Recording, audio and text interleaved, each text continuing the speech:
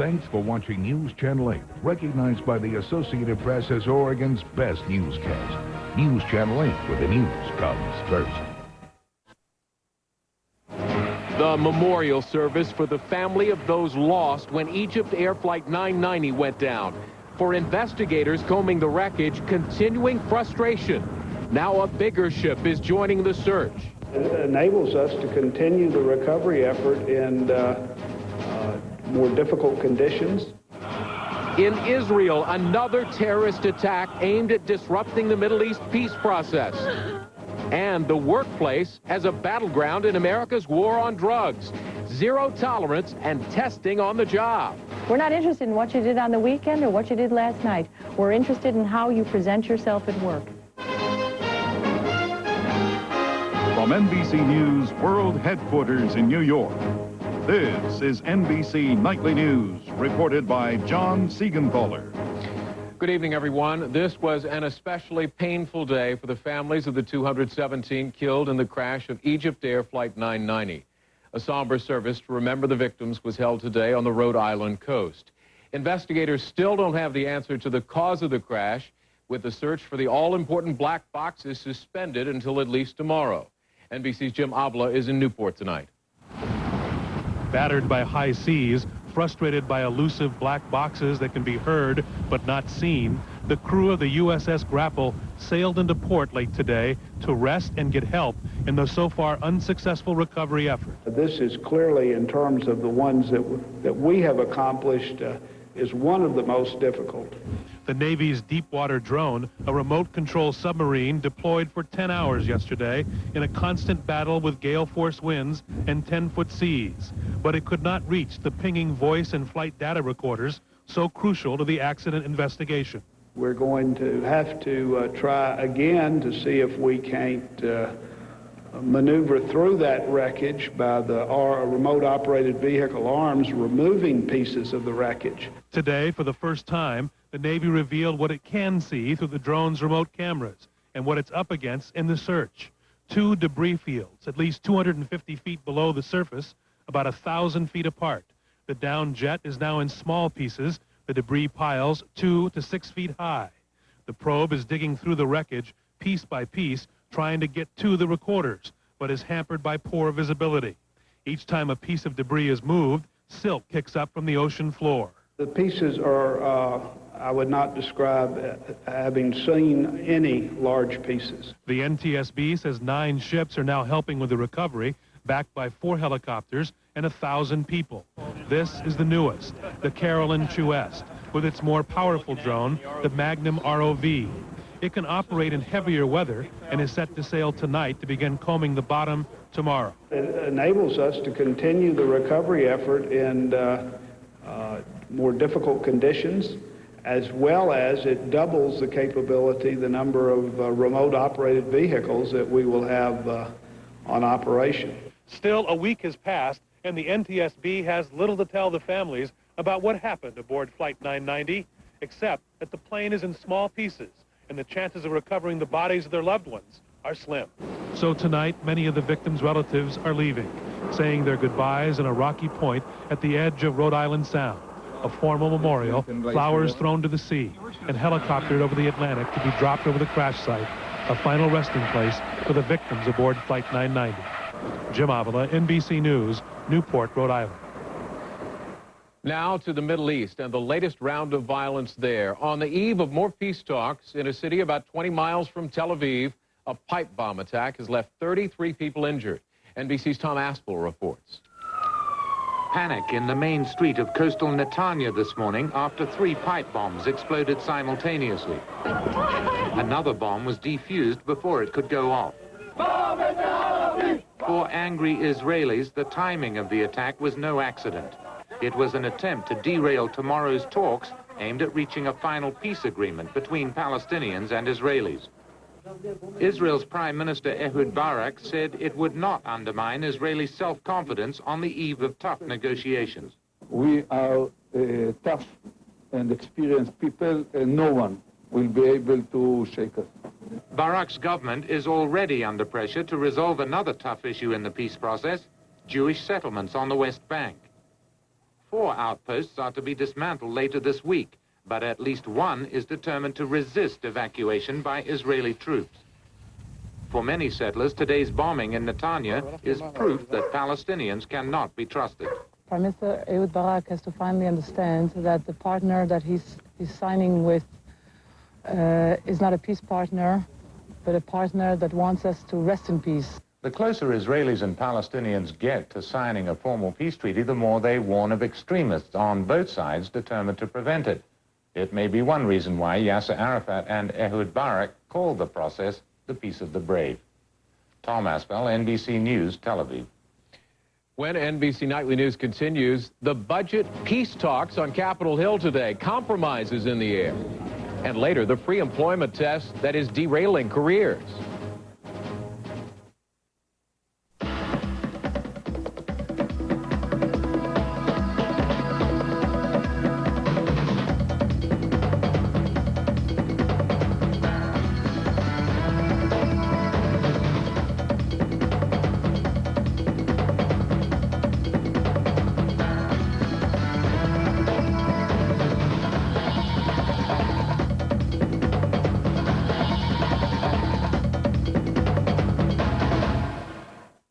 New banana strawberry Nutri-Grain twist bars seem to be creating quite a stir. Could be the banana, could be the strawberry. New banana strawberry Nutri-Grain twist bars. A twist you can't resist. No, this isn't a jeans commercial. It's about constipation. You're bloated, not yourself. If you're size 10s, feel like 2s. FiberCon has natural fiber action to relieve bloating constipation. I'm myself again. FiberCon, be regular, be yourself. Right now at LensCrafters, you can get a complete pair of great-looking glasses for only $99 in your choice of hundreds of the latest styles. The LensCrafters $99 complete pair sale. Only $99. You can't afford to miss an offer like this. Hurry, offer ends November 20th. Some progress to report tonight toward ending the federal budget battle between the White House and congressional Republicans. NBC's Joe Johns is on Capitol Hill. Under pressure to strike a spending deal this week so Congress can adjourn for the year, House and Senate negotiators went behind closed doors with White House Budget Director Jack Lew to hammer out an agreement on 4 bills that haven't been resolved yet. There was some progress today on the Interior Department spending bill, but on other issues, much remains to be done. White House Chief of Staff John Podesta aroused Republican anger when he declared on NBC's Meet the Press that there would be no deal without the president's demand for money to hire new teachers. Realistically, I think we are not prepared to go home until we do get more teachers in lower class size. When we hear about the president's non-negotiable demands, it doesn't sit too well. 100,000 new teachers is a marquee issue for the administration. But Republicans want states and localities to have the freedom to use new education funds for whatever they choose. It's an area where we're going to work out an agreement, but we don't understand why the president doesn't agree to some flexibility at the local area. Among the other contentious issues, funding for abortion programs and paying dues to the United Nations. Republican and Democratic negotiators intend to meet daily because there is so much to do. Joe Johns, NBC News, the Capitol. 8 weeks now to the next century, and the U.S. government is making final arrangements for a national event which happens every 10 years, the census. NBC's Soledad O'Brien reports. The goal is to conduct the most complete and accurate count in world history. No other country has even attempted anything comparable. Beginning in March, the Census Bureau will mail out 120 million forms in an attempt to reach every household in America. And one of the biggest differences in the new forms, new options when it comes to listing race. Not only are there more choices, but multiple answers are now allowed. This is a new era. Our country is much more diverse, and for that, we are better off. The last census in 1990 fell far short of its goals. Only a 65% response to the mailed questionnaires. Door-to-door canvassing greatly improved the accuracy, but the government concedes it missed millions, including many who just didn't want to be counted. This time, the Census Bureau is reaching out to that group. Fill out your census. It helps determine how federal funds get spent. Commercials like this are part of a $167 million media blitz, which includes radio, newspaper, and magazine ads in 17 languages, intended to encourage participation. Censo 2000 es nuestro futuro. Hágase votar. An advertising firm whose clients include an airline and an automaker handled the campaign. We know we can't advertise our way into getting every single person to respond, but we can use advertising to pave the way. Among the biggest problems, concerns about confidentiality. Some here illegally are afraid that being counted could lead to being deported, and there are privacy issues.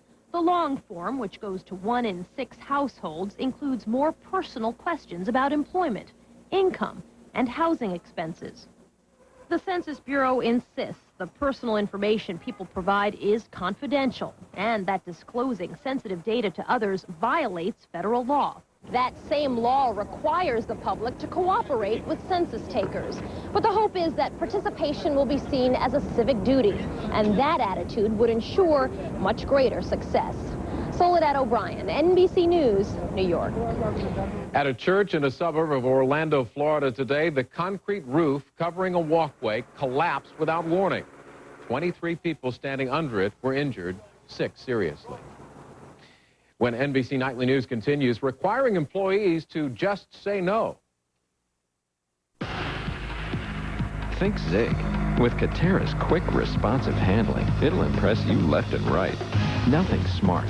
Take advantage of up to $6,000 in factory-to-dealer cash on a new 99 Katera. And think about this. With Katera's 200 horsepower V6, adaptive transmission, and traction control, you wouldn't want a Katera or this opportunity to pass you by. So see your authorized Cadillac Katera dealer for a test drive today. Think Zig. This is how the world feels when you have dry eyes. But now there's new Visine Tears with a unique Tears formula not found in other leading brands to make dry, scratchy eyes feel moist and comfortable. Visine Tears, it gets the dry out. 6 months ago, I wouldn't have considered doing this. Today, it's a different story. Introducing PharmaSure Joint Formula.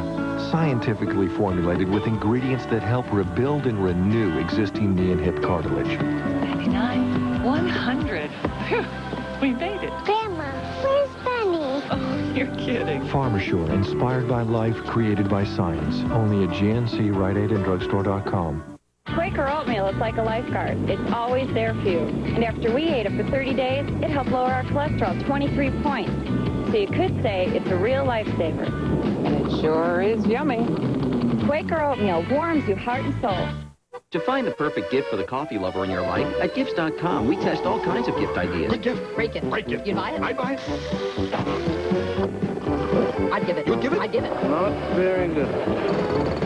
This would make a nice gift. It'd make a wonderful gift. Help! Big gold body fine full finish. It's a marvelous mocha moment. Coffee break! So when you're looking for just the right gift, come to Gifts.com. Tell us about the people you're shopping for, and we'll tell you about some great gifts. Gifts.com. Just the perfect gifts. This week on Today, advice for women over 50, from career change to parenting. Plus, Tom Hanks, Susan Sarandon, and Bette Midler. This week on Today. In focus this evening, drug testing in the workplace. It used to be controversial. Now it's routine. Here's NBC's Rahima Ellis. Why don't I send this to you right again?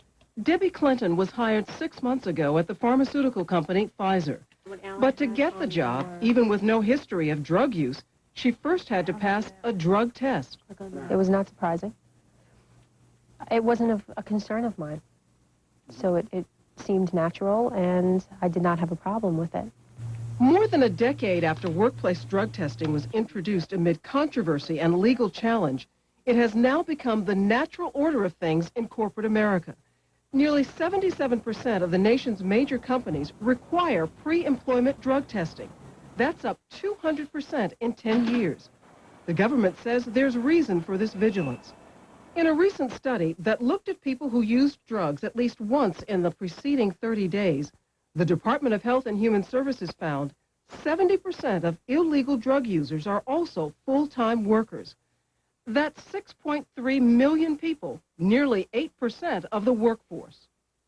81% used marijuana, 20% used psychotherapeutics, prescription drugs like codeine or Valium used for non-medical reasons. 12% used cocaine. The data show that that workers who admit to current illicit drug use are more likely to skip days at work, more likely to have 3 or more employers in the past year, more likely to leave an employer. About a third of the major companies have now turned to random drug testing, checking urine samples for traces of illegal drugs. Pfizer started this 5 years ago. Everyone, white-collar as well as blue-collar workers, is subject to be tested with no advance notice. We're not interested in what you did on the weekend or what you did last night. We're interested in how you present yourself at work. And if you have this illegal substance in your system while you are at work, it becomes our issue. If a worker tests positive for drugs, Pfizer requires the employee to enter a counseling program, mostly at company expense. A second positive test means termination, though the company will still cover some counseling. The threat of loss of a job is a wonderful stick to use to help somebody get off, but you've got to give them the treatment if you do that. A number of states have policies which encourage companies to test. 12 states provide protection against unemployment claims filed by workers fired after testing positive. 8 of those also provide reductions on workers' compensation premiums if companies have a drug testing program. For Maryland paving contractor Harold Green, the incentive is to have a safer workplace. He started a drug testing and treatment program after his workers had several on-the-job accidents. Steve Williams, a former heroin user, welcomes what his company is doing.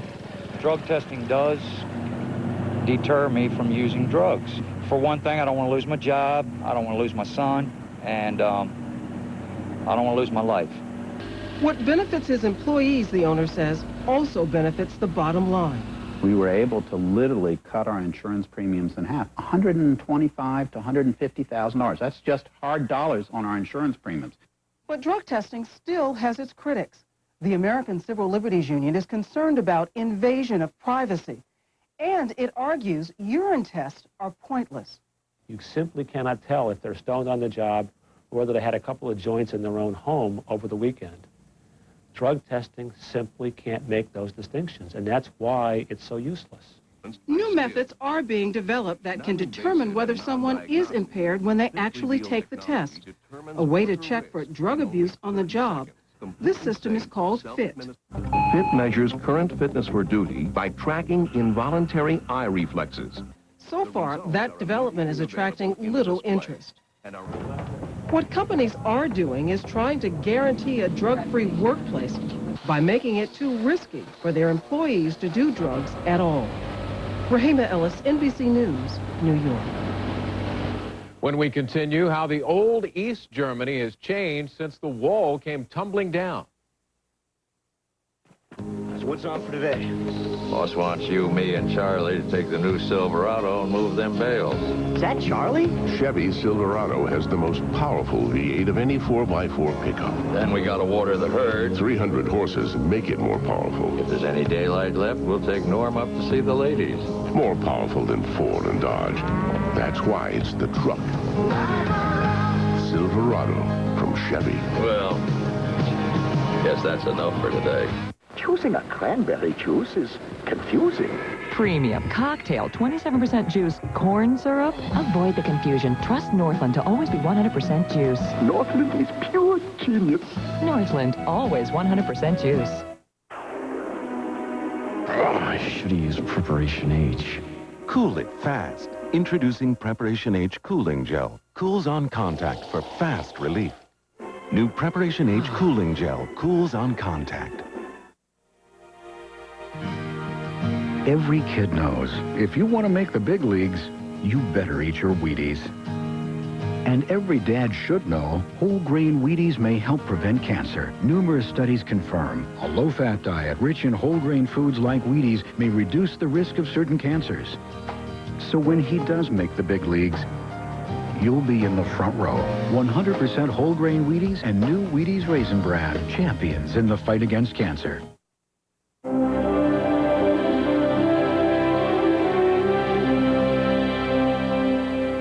Monday, the home of the brave. How two Hollywood stars, Steven Spielberg, Tom Hanks, are making sure the men and women who saved the world aren't forgotten. NBC Nightly News Monday.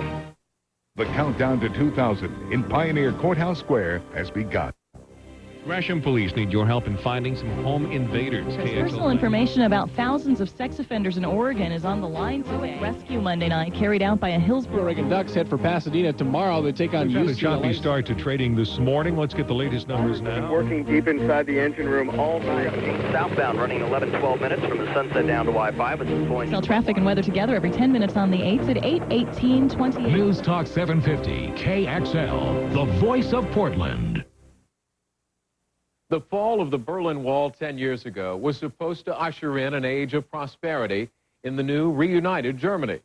But as NBC's Jim Maceda reports from Berlin, that has come true for some and not for others. The new Berlin, a multi-billion-dollar facelift, turning the dark capital of the Nazi era into a city of renewed symbols.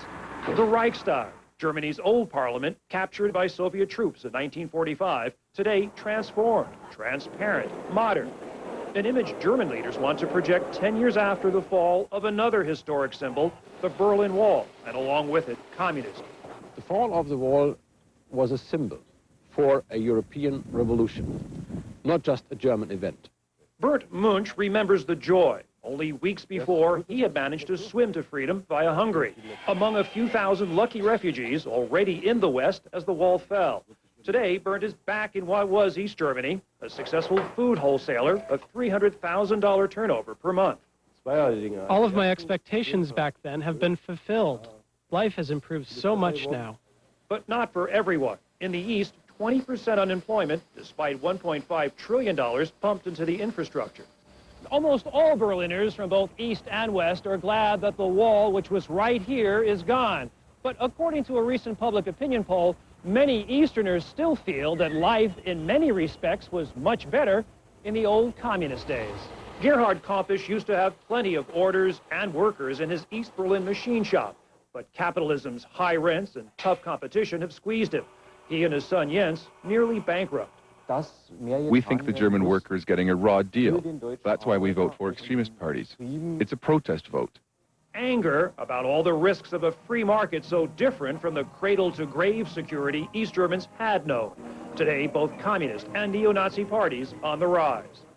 Despite two Germanys becoming one, the rift between Germans like Bernd and Gerhard is only getting wider. Jim Maceda, NBC News, Berlin. Now to China, where economic success has brought an unwelcome byproduct, pollution. 7 out of the 10 most polluted cities in the world are in China. NBC's Ned Colt reports tonight from one of those cities, Beijing. Beijing's skyline, but no sky, no sun, both obscured by a blanket of gray. This is one of the most polluted capitals in the world. Just ask Liu Shufen. She's not a doctor. She directs traffic at a busy Beijing intersection. When I go home, she says, I have a sore throat because of the pollution. It's better to wear a mask. China's foul air is a direct result of economic growth. Double-digit growth during many of the last 20 years. New industry brings more pollution. Years ago, bicycles filled Beijing streets. Today, they're being crowded out by cars. 4 times more cars in Beijing than a decade ago. None with pollution control devices. And it's a city that runs and keeps warm with coal. Soft, dirty coal goes into these briquettes. 1 billion tons of coal are burned every year in China. But that's changing. A lot fewer homes now use coal, says this worker. Many are switching over to natural gas. China is doing something about it. It says it's spending $10 billion this year to protect the environment, and that it shut down more than 60,000 polluting businesses in the past 2 years. The government is phasing out sales of leaded gasoline, and it's launched a massive tree planting campaign. But environmentalist Sherry Lau says while awareness is growing, commitment is lacking. The situation is becoming worse and worse. This is a critical time, and we must act now. Some experts say if China doesn't, It will replace the U.S. as the world's leader in polluting carbon dioxide emissions within 5 years. Ned Colt, NBC News, Beijing. When NBC Nightly News continues in a moment, it's the world's biggest marathon, and its biggest winners didn't finish first. Let's be honest. There's really no such thing as a gracious winner. You might say things like nice game or shake your opponent's hand. But no matter how humble you are on the outside, deep down on the inside, you're saying, I'm better than you are. The Mitsubishi Galant, ranked the #1 family sedan under 20 grand by Car and Driver. Better than Accord or Camry. Boy, we just love saying that. Got heartburn caused by acid reflux? Only Gaviscon forms a soothing protective barrier that keeps acid down. Pepsid AC and Zantac 75 can't do that. Gaviscon, it helps keep acid down where it belongs. New banana strawberry Nutri-Grain twist bars seem to be creating quite a stir. Could be the banana, could be the strawberry. New banana strawberry Nutri-Grain twist bars. A twist you can't resist. Right now at LensCrafters, you can get a complete pair of great-looking glasses for only $99 in your choice of hundreds of the latest styles. The LensCrafters $99 complete pair sale. Only $99. You can't afford to miss an offer like this. Hurry, offer ends November 20th. Out here, I'm in command. So am I supposed to say, slow down, guys, I'm constipated? I don't think so. You try to eat right. Sometimes you can't. Harsh chemical laxatives, they can kick in whenever and wherever. Not an option. So I rely on doctor-recommended Metamucil. It's got 100% natural fiber. Works with my body, gently, which is important to a sensitive guy like myself. Metamucil, the doctor's natural choice for regularity. On an all-new Dateline Sunday, a sudden raging storm turns a yacht race into a desperate fight for life. The heart-pounding survivor story, an all-new Dateline Sunday on NBC. It's like today, only later. Later today, weekdays on NBC. This week in Parade, why does Hillary stick with Bill? And how did a young romance before Clinton point to where she finds herself today? A look at Gail Sheehy's new book, Hillary's Choice. Plus, James Brady's in step with a rising young star, Renee Zellweger. Also, Walter Scott's personality parade and columnist Marilyn Bossavant. It's all in Parade, your favorite Sunday newspaper magazine. Finally tonight, the 30th running of the New York City Marathon. Runners from around the world wound their way through all 5 boroughs of New York. 26 miles and 385 yards start to finish. Here's NBC's Rick Davis. At 10:50 this morning, the runners were off. 30,000 entrants trying to go the distance, moving through city streets, over the bridges, runners from 110 nations in all 50 states. Many of the world's best runners came here, and so did many of the world's most determined, including Sarah Reinsertson and a man she interviewed named Mike, running his 70th marathon. I'm a cancer survivor, and I've had half of my left lung removed and a little bit of the right. I also had a brain tumor, which was successfully operated on. Well, it is remarkable to see you out here today. Well, you know, I always say it's just putting one foot in front of the other for long enough, and you'll get there.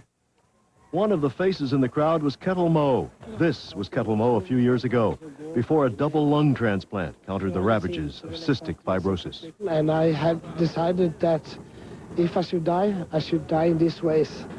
So I knew I took a very big risk. Finishing first among the men this year, Joseph Chebet of Kenya in 2 hours.